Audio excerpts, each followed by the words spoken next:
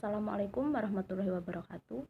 Kami dari kelompok 6 yang beranggotakan saya Devi Lestari, kemudian Eni Yusmita, Leli Fatmawati, Novita Sari, dan Winda Nur Afrita. Di sini kami akan mempresentasikan kasus manajemen resiko pada PT Indofood. PT Indofood Sukses Makmur Tbk atau yang lebih dikenal dengan nama Indofood merupakan produsen makanan dan minuman yang bermarkas di Jakarta, Indonesia.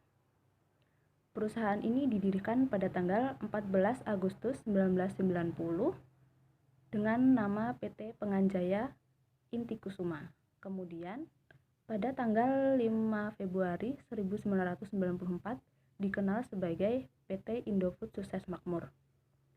Perusahaan ini mengekspor bahan makanannya hingga Australia, Asia, dan Eropa.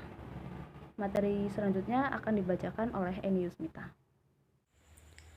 Contoh kasus dalam analisis risiko PT Indofood yaitu risiko bisnis yang dihadapi oleh PT Indofood Sukses Makmur Tbk dipengaruhi oleh faktor spekulatif. Salah satunya adalah seperti risiko keamanan pangan. Dalam analisis risiko ini, pihak yang terlibat adalah konsumen dan perusahaan. Yang selanjutnya yaitu analisis perspektif hukum. Jadi, dalam risiko keamanan pangan dapat dianalisis berdasarkan perspektif hukum yaitu pada PP 86 tahun 2019 yaitu tentang keamanan pangan, di mana kondisi dan upaya yang diperlukan untuk mencegah pangan dari kemungkinan cemaran biologis, kimia, benda-benda lain yang dapat merugikan, mengganggu, atau membahayakan bagi kesehatan manusia, serta tidak bertentangan dengan agama, keyakinan, bahkan budaya. Baiklah, selanjutnya adalah upaya untuk meminimalisir resiko.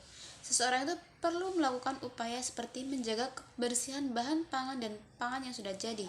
Kedua, mencegah pangan dari cemaran biologi. Ketiga, menyimpan pada suhu ruangan yang tepat, tidak panas.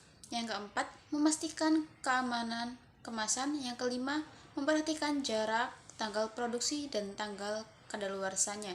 Dan yang keenam adalah pastikan lulus BPOM dan bersertifikat halal.